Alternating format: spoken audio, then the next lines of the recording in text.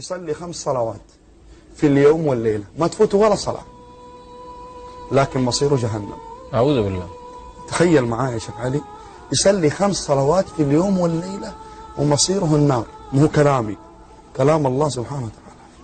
من هو اللي يصلي ال5 صلوات لكن تهاون بأمر واحد، إنه هذه الصلوات ال5 ما يصليها في وقتها.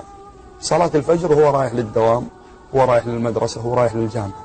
طيب إيش الدليل؟ أعطيني دليل. قال الله عز وجل: فخلف من بعدهم خلف أضاعوا الصلاة واتبعوا الشهوات فسوف يلقون غيا. غيا وادي في جهنم.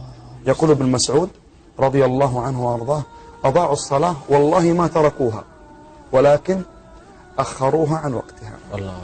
قال الله عز وجل في سورة الماعون آية يحفظها الصغير قبل الكبير: فويل لمين؟ للمصلين الذين هم عن صلاتهم ساهون. ساهون هنا نقصد في السهو؟ السهو تضييعها، تأخيرها عن وقتها، عدم الخشوع، عدم الاتيان بها. السهو معناها معانيها كثيرة جدا، لكن تأخير الصلاة عن وقتها جرم كبير وكبيرة من كبائر الذنوب، مهدد صاحبه بالنار إن لم يتب ويرجع إلى الله سبحانه وتعالى.